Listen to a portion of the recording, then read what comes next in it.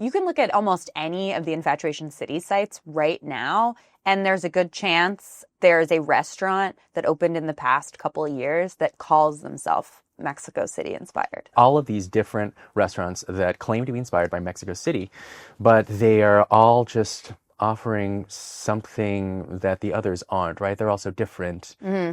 What is Mexico City inspired ultimately? Are any of them actually more Mexico City inspired than the other ones? Yeah. Are any inauthentic? Or is there just no such thing as like a real Mexico City experience? But the thing about Mexico City that I've come to understand by visiting there, Mexico City cuisine is not like one thing.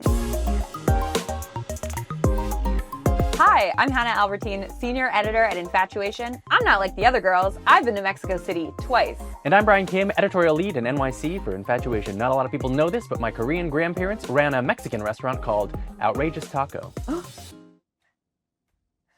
It was like the 1970s. That's so fun! And this is Restaurant People, the show for people who eat at restaurants sometimes, from Infatuation. Today we're talking about Mexico City and its massive influence on restaurants in the U.S. Mexico City-inspired restaurants have exploded across the country over the past few years. But what does Mexico City-inspired actually mean? How does that manifest in the food? What do these restaurants look like? Helping us make sense of it all is Pati Jinich, chef, Mexico City native, and award-winning author and host of Pati's Mexican Table and Pati Jinich Explores Panamericana.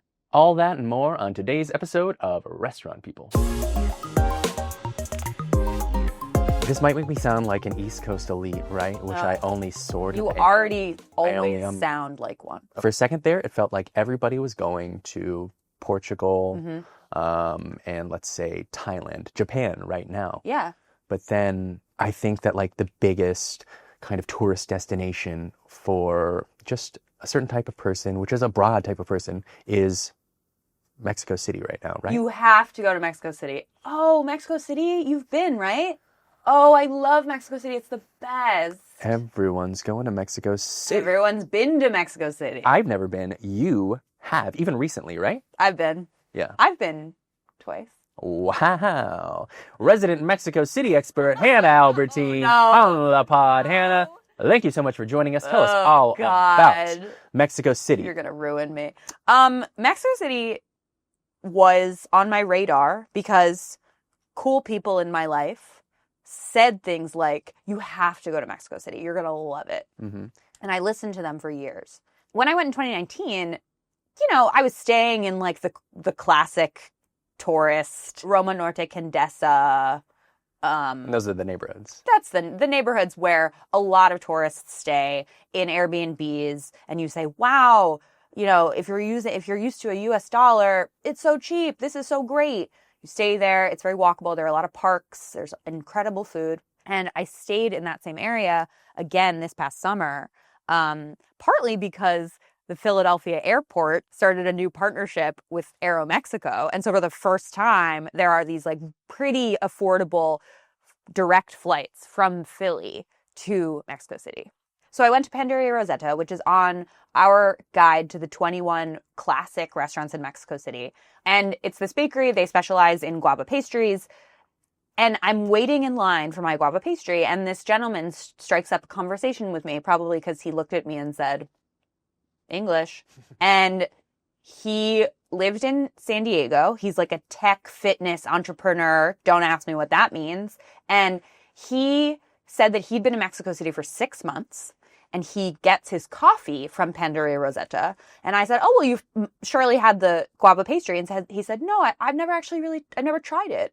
And I got really mad at him because he'd been living here for 6 months and had never tried any of the food at this amazing place. Mm-hmm. And it was so strange. He was like, give me your Instagram. And then he DM'd me later and he was like, we should go to this club. I did not do that. Oh, gosh. Did you see a lot of people in Mexico City, like this type of person? I assume this was a remote worker? Remote worker. I would say almost 90% of the people standing on the sidewalk at that bakery were speaking English. And in the restaurants that I was going to, more often than not, the server will come and speak English to you. It's a really strange feeling to be in a different country with its own language. And I don't speak Spanish very well, but I'm down to clown. I was like, sure, I'll cobble through an order in Spanish.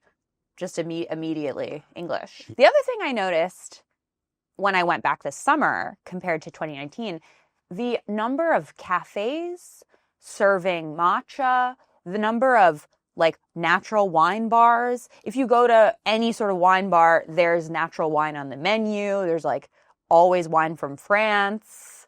It felt striking. I mean, I was at a like sort of a vermouth bar, and I looked around and I was like, we could be anywhere right now, which is a bummer. Like I said, I haven't been to Mexico City. I have been and live in New York City, and that sounds like New York City. And I would like to say, like, New York, like, none of us ask for matcha and natural wine bars either. It just, like, happens. I'd be fine if we didn't have any matcha or natural wine. To be clear, fan of both things. Yeah. But it just seems like... Your life would not be impacted if there was no matcha and no natural wine No. in New York City. Unnatural wine tastes better. There are more American tourists in Mexico than any other tourist group. Yeah, it makes sense. Yeah. We are neighbors. Neighbors.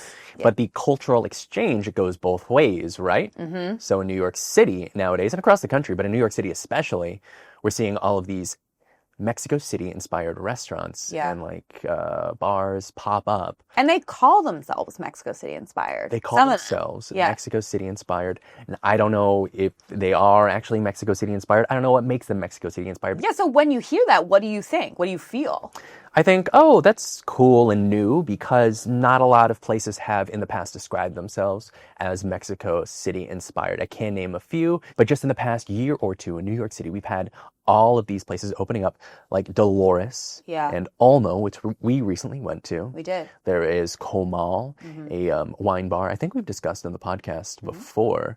And then a few taquerias. There is Santo Taco, which is really good. It's from a Cosme co-founder, and they're Mexico City inspired. Yeah. Right? But when we went to Dolores and Olmo, did you feel like you were back in Mexico City? You know, Dolores in Bed-Stuy is a new bar that really projects this, like, not a restaurant, not quite a wine bar, but something in between. And if there is the biggest overlap between that and Mexico City dining culture that I noticed, it's hang out, stay a while. I mean, we walked in, it was packed. There are cherub statues like on the walls. There's like a cross somewhere. There's some like beautiful Mexico City scenery, perhaps, or maybe it's just Mexican landscape scenery, and little tables, some sidewalk action. We got drinks at the bar. And what was notable to me is that we were drinking and hanging out for probably like 30 minutes before the bartender said, "You guys thinking about food?" And I found that really refreshing and very similar to my restaurant experiences in Mexico City. Do you know what I mean by that? I know. Well, I don't know because I haven't been to Mexico City, but are you saying like in Mexico City things tend to be a little more casual? You don't have to eat a full meal. You can just hang out and drink. It's hangout culture. Yeah. I know what you're talking about. So we have these restaurants, right? All of these different restaurants that claim to be inspired by Mexico City, but they are all just offering something that the others aren't, right? They're also different.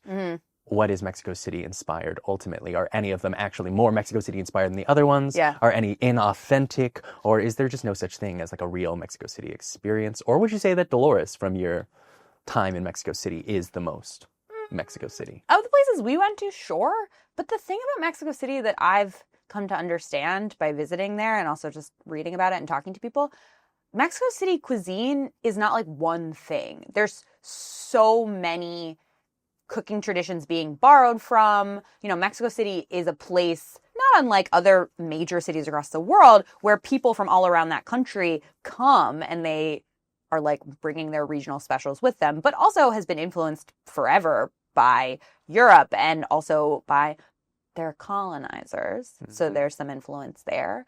But because Mexico City is this like buzzword almost, I think by attaching that phrase to your restaurant, because it's in vogue right now, people see Mexico City, and what they're really getting is a Mexican restaurant that's excited about hyper-regional dishes.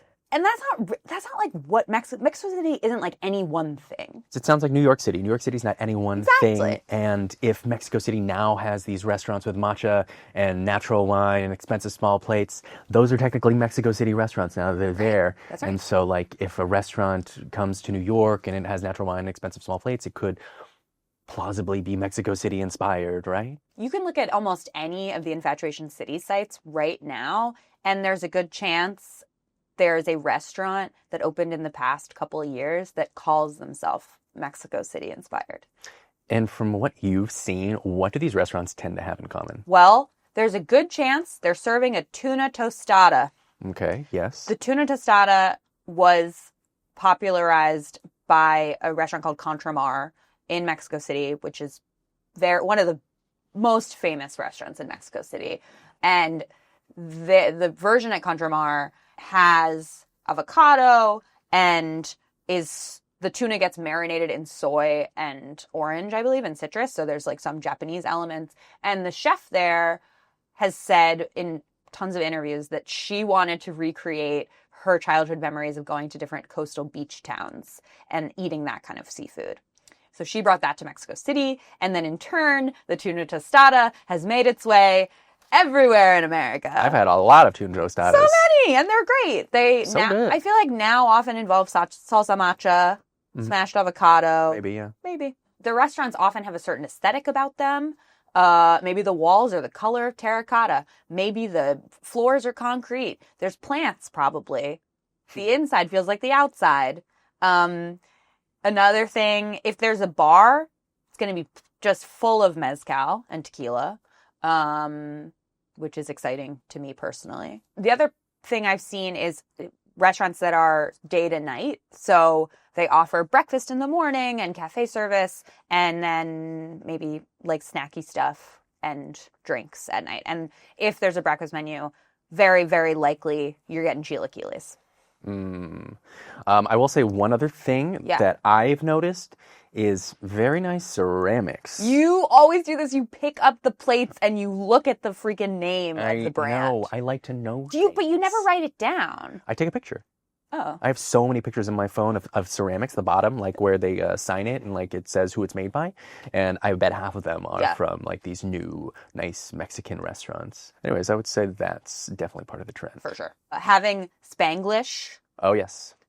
Deeply employed on a menu. When we went to Cosme yesterday, which is a restaurant that's been around in New York for maybe 10, 11 years, by the chef of a restaurant in Mexico City called Pujol. His name is Enrique Alvera. And he, in addition to his restaurant having beautiful ceramics, their alcohol menu, cocktails, wine, sin alcohol. Oh, yeah. Yeah. Spanglish. So with all these new Mexico City-inspired restaurants opening up, right, it seems like there are so many different interpretations of the phrase Mexico City-inspired, and we really, at least I don't know what that means. You have a better idea? I don't really know what it means either, and it's so funny that people keep opening restaurants and we don't even know how to talk about this. No idea what it means, but it sounds cool. It sounds great. We do have somebody who can help figure out what it means, or at least get us closer. Yeah. She is an expert on Mexican food, grew up in Mexico City, has traveled all around Mexico, but also is an expert on Mexican food in the U.S. Yeah.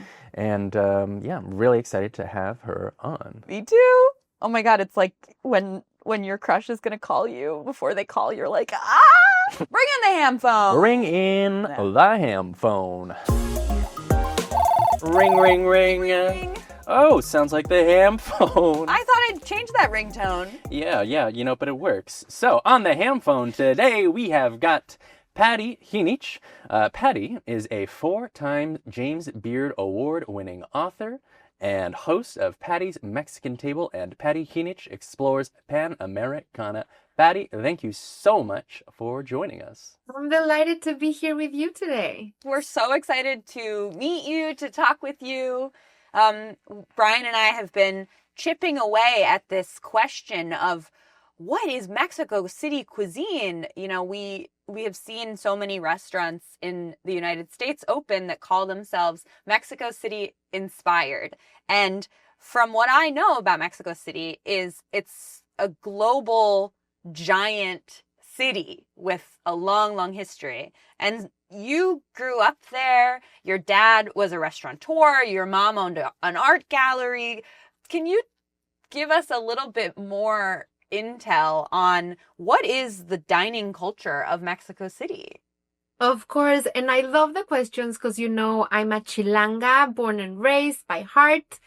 And Chilango is what we call people from Mexico City in the country. And Mexico City, as you say, is a gigantic metropolis of 22 million people. So when you ask me, like, what's the dining like in Mexico City? Like, the dining is the entire universe of Mexican cooking because Mexico City is the biggest metropolis of our country and different from the US where you have different big cities that have pool like Chicago and San Francisco and LA and New York. In the country of Mexico, Mexico City is it. It's our big one. And it's like a microcosm of the entire country because it has such a magnetic pull that in this one city, you can eat the flavors from all Mexican regional cuisines. Yucatecan food, Oaxacan food, Puebla food, people from the north, because we have people coming from everywhere. So you have regional food, and then I always say that Mexico City has the best food, not only in the world, but in the universe. I'm Mexican, we soap opera things.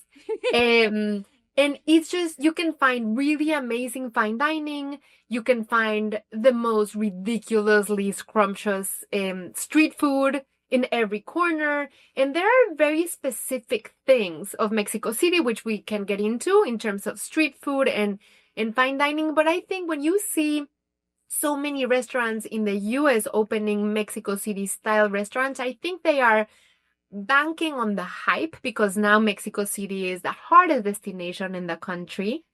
And it's just, it has the allure, it has the trendiness, it has if it's Mexico City, it has it all. Which of course, Mexico City people think that Mexico City has it all. Then what exactly is a Mexico City inspired restaurant? Can such a thing exist? And what would that look like to you? So to give you some examples, people think of moles in the world of mole sauces, which is like Mexico's curry, the world of curry, for Mexico is the world of mole. People think about Puebla and Oaxaca as the places where you find the most mole sauces. And in a borough in Mexico City that's called Milpa Alta, there's a town that specializes in making mole, and it's called Milpa Alta Mole. And it's one of the most extraordinary mole sauces I've ever eaten. It's based in almonds and red chiles and like 40 other spices. But I had no idea that they provide like 80% of the moles to the entire country. Whoa. And it's something that's not known. Or to give you another example, when you tell me, like, what do you think about Mexico City food? If you tell me Mexico City street food, I would say tlacoyos, which I don't know if you've seen tlacoyos. Tlacoyos are the oval masa-shaped patties that are typically filled with fava beans or chicharrón prensado or beans, and then always topped with nopalitos and different salsas, or the gorditas. We have a gazillion ways of making masa antojitos or garnachas, but Mexico City is known for, I think, these two. Oh, and guaraches. Those are like very Mexico City. But I think that when people talk about Mexico City inspired restaurants, they're more thinking and leaning towards the Mexico City glamour, like the worldly, refined Mexico that you find in Mexico City, which is the Mexico City more fine dining, where you have the elevated or the updated Mexico City classics, I think. Your Contramars, your Pujols, your Quintanels. Exactly. Yeah. De Contramar, de Pujol, de Quintonil, de Rosetta, which are Martinez, Máximo Bistro. I mean, those are like at the top, and I think those are extraordinary restaurants. And you wouldn't find those restaurants 10 or 15 years ago. And there has been a revolution in the Mexican gastronomy, because I think, it's like 20 years ago when Mexico really tended to look at the outside world at the better food. We have a thing in Mexico that we call malinchismo, which is we tend to look a little bit down on our food and our culture and look at Europe and the US as like the elevated and the trendy. But like 20 years ago, there was a revolution in Mexican gastronomy when we got the UNESCO World Heritage recognition, and more men started jumping in the kitchen with their modern molecular tools and nitrogen and foams and really bringing Mexican food to the very modernist molecular table and like global table. And I think that's just pushed for nothing but better, because now you have a wider range of food. You have really fancy, you have amazing street food. But yes, I think that when people think about Mexico City food, they're thinking about those very high-end restaurants that you're talking about. When you talk about Mexican food and write about Mexican food, I more and more get the impression that Mexican food is just a hybrid cuisine, but so is every cuisine. But things like mole and things like something I was talking about with Hannah, huevos mochileños, something you cover in an episode, which was maybe invented by a Lebanese immigrant. Like, what is your take on authenticity? Is there such a thing as authentic Mexican food, I guess is what I'm asking. I wouldn't define Mexican cuisine as a hybrid cuisine. I would define Mexican cuisine as a mother cuisine that is able to take influences and ingredients. And Mexican cuisine is so strong and has such strong pillars. The nixtamalization of corn, you have the corn tortillas, the extraordinarily well-made flour tortillas, which weren't native Mexican. You know, wheat was brought to Mexico by the Spaniards. But I think the chiles, the tortillas, the beans, the techniques of cooking, the mix of ingredients, we have a way of welcoming and embracing other foods and making them Mexican.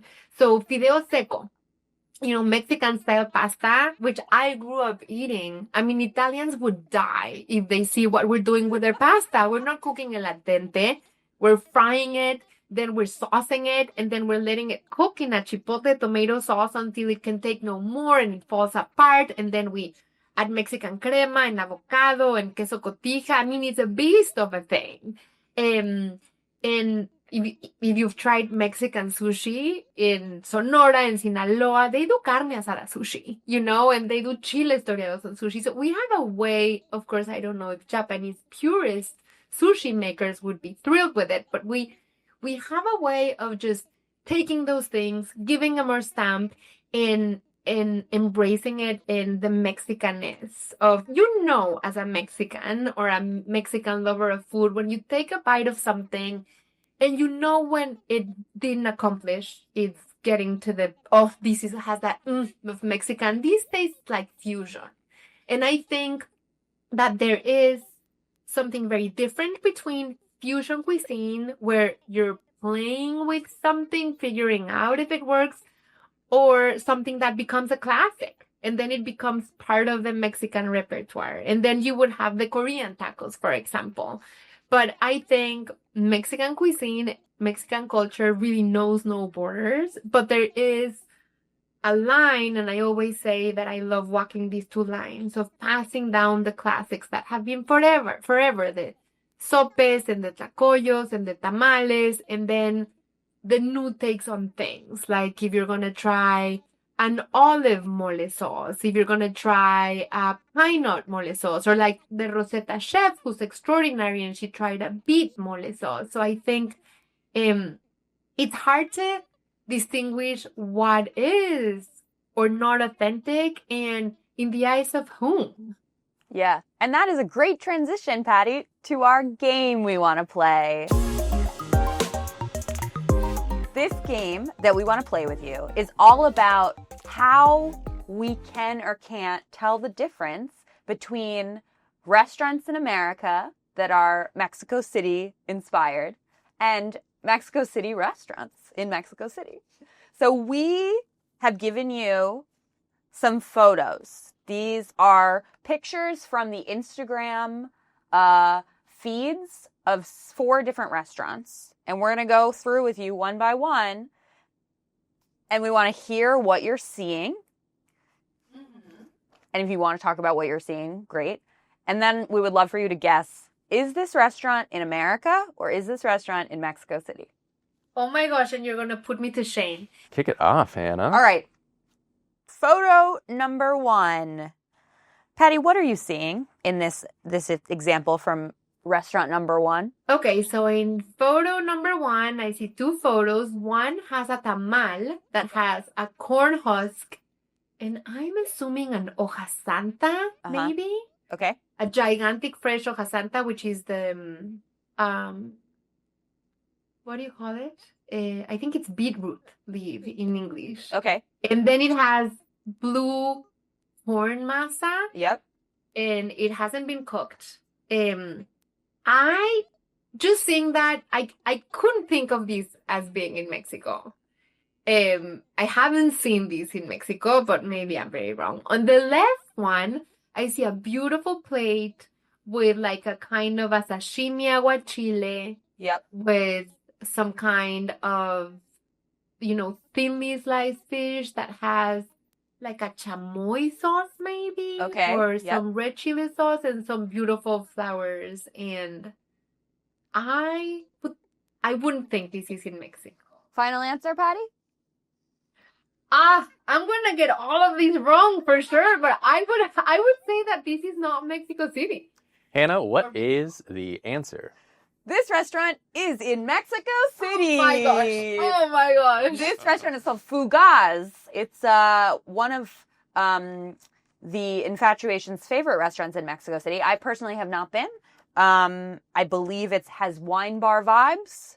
And you can read more about it on theinfatuation.com, Patty. Hannah gave me the same quiz. I did terribly. Yeah, it's hard. It's a hard game. Are you ready for number 2, Patty?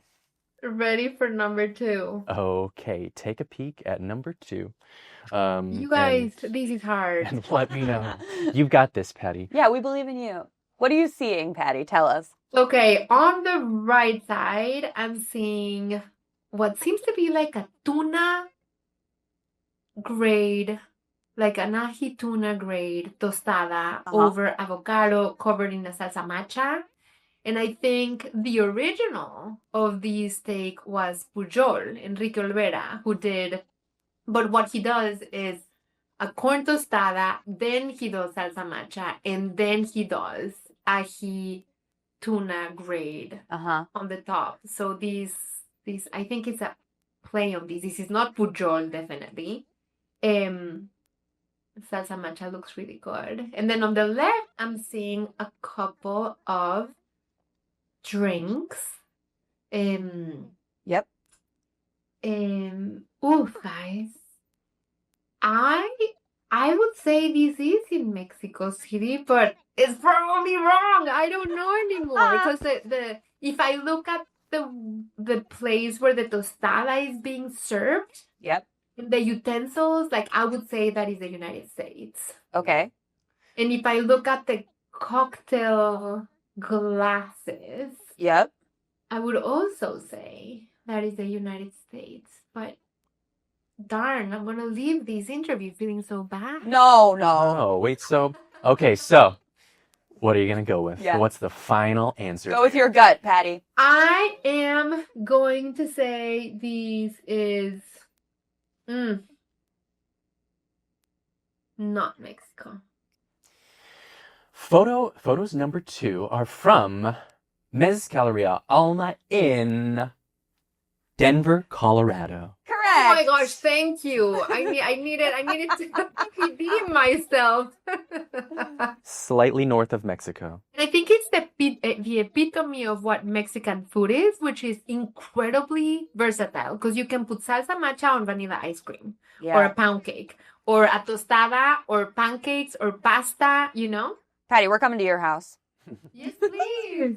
So, Patty, with all of this tourism in Mexico City, a lot of that tourism, it's bozos like me who come to town and they don't speak Spanish fluently and they've heard a lot of things from the internet and their other friends. I would love to just hear your first response about that trickle of tourism And also, if it means more globalization, like, what is your reaction to that? So first of all, I am thrilled that Mexico City is getting so much attention because it used to be a city that was just a flyby or fly-through city to get to the beaches, to get to Cancun, to get to... So the fact that people are loving the city makes me so happy because it has so much to give. The culture, the art, the food. And I think there's been a little bit of a backlash. People saying, this is a lot. It's a lot of expats. This is not tourism. This is people that have moved into Colonia Roma and Colonia Condesa, which I think it's also two different sides of the coin. For one, they really brought more attention to Mexico City, which is great. They've also raised the bar and pumped up competition, which is always super healthy for restaurants and food. Some people are complaining that salsas are not as spicy as they used to be, which I really don't think. I was just in Mexico and I was getting as hot salsas as I get. So maybe they're talking about few restaurants. Sure. I think Mexicans love tourism. We love people coming. We love people enjoying Mexicanness. And I think that Mexicans are the best at hospitality. I don't want you to leave. It's been so lovely to talk with you. Thank you so much for calling in on the ham phone. Thank you, guys. This has been so much fun. Where can people find you, Pati? Oh, thank you so much. Well, people can find me in every digital platform, Instagram, Facebook, Twitter, Threads, at Pati Jinich. And my website, patijinich.com, has like hundreds and hundreds of free recipes that people can download. And of course, if you want to see a lot of Mexico City, tune in. Starting September 26th, we have the new season of Pati's Mexican Table that has 9 full episodes devoted to the city. But you can explore more of Mexico at pbs.org or Amazon Prime. For the best Mexico City restaurants, be sure to check out our reviews and guides on theinfatuation.com, at Infatuation on Instagram, and at theinfatuation on TikTok. So when we were asking ourselves, what does it mean to be a Mexico City-inspired restaurant? It could mean all sorts of things. It means nothing and everything. Yeah. Which is great because it means clean slate, play, have fun, take inspiration from everywhere. It's a hot destination right now, and I hope it continues to be a hot destination for a long time. But it would be a shame if this is a trend, quote unquote, that has like an ending. You know what I mean? Like, it would be a shame if it was like a passing fad, because I think obviously there's so much more to this cuisine and culture than something that's hot for like 5 years. Yeah. Do you think it's like harmful at all? This trend of, I guess we can just talk about it in the U.S. Like, sure. In U.S. restaurants calling themselves Mexico City inspired. Do you think that is you think people are doing anything wrong by doing that? When I was talking to Guillaume, our Mexico City writer for The Infatuation, I was like, does this bother you? This proliferation of Mexico City inspired restaurants in America that may or may not be doing something that is true to Mexico City. He said, no, it doesn't bother me at all. And he was saying very similar things to Pati, which is, I love that Mexican culture, Mexican cuisine is becoming more popular, more known in America.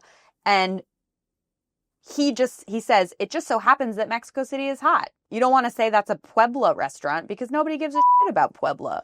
No one knows about Cholula. The hipsters say, oh, Tulum and Mexico City. I know that. I give a shit about Puebla. Me too. And I think that's my point about if there is a downside to diners in America. The downside is if you haven't been to Mexico City and you go to a Mexico City inspired restaurant and think, I get it. I get what Mexico City is. But really you're eating dishes from all of these other regions, but you think it's Mexico City. I guess that disconnect is a little... People are just using it as a buzzword. Yeah. It's the new Oaxacan. Sure. Used to be, let's go to that Oaxacan place. Yeah. And now it's, let's go to that Mexico City. Go to that Mexico City inspired place. There's also, of course, a price element here. If Mexico City is used as a buzzword, as a marketing term, perhaps that means that restaurant's going to charge more money. Oh, interesting. Yeah, I bet you can charge more by tacking that on. Mexico City inspired, and then you can, up the prices on the tlayudas, or, Perhaps. what do you I mean, serve? we went to Santo Taco together, which I thought was great. Yeah, it's pretty good. Those tacos are $7.50. At least. That steak trompo taco? How much was that? I thought that was about $7.50. And you know what? I'd pay it again and again and again. And I know they're using like sirloin, and I can't remember the Maybe other. like New York strip. It's a or mix. Yeah, I think it's something. strip. So, it's good stuff. But I do think now, because Mexico City is a place where affluent people in America say, oh, let's go there and have vacation, when they come back and say, this is a Mexico City inspired taqueria, I'll pay a lot of money for it. Mm-hmm. It's just, I don't know if it's a bad or good thing, but it is a thing. We're also very used to that BS in New York City. It's true. When it comes to Mexico City inspired restaurants, they're just all different kinds. There's the high end, and then there's the more traditional. Is there one that you prefer? Is there one that we just need to get rid of? Maybe this is too like preschool teacher to say, and I'm sorry, every cuisine should be allowed to have multiple dimensions, fancy, not fancy. Mexican food should be able to be whatever it wants to be in American cities. It's not even a matter of should, it just inevitably will. And it will, and that's a good thing. But I guess I just mean every cuisine should have that variability. Mm-hmm. And it does, for the most part. I think the positive of the Mexico City craze is Americans are trying more and more kinds of Mexican food. And if they want to call it Mexico City inspired, so be it. Yeah, I feel like a regional focus is always, in the end, a good thing, because it gets people to try more and more things. If the focus is now on Mexico City, and it's like Mexico City food is a nebulous category, it encompasses so many things, like, that's fine, okay? Yeah. And that's rock and roll, baby. Mm-hmm. If you love this episode, make sure to follow, like, and subscribe to Restaurant People on YouTube and all of your preferred podcast platforms so you never miss an episode. I'm Bryan. I'm Hannah. Big thanks to Pati Jinich for calling in today. And thank you for joining us. This was Restaurant People, A show from Infatuation.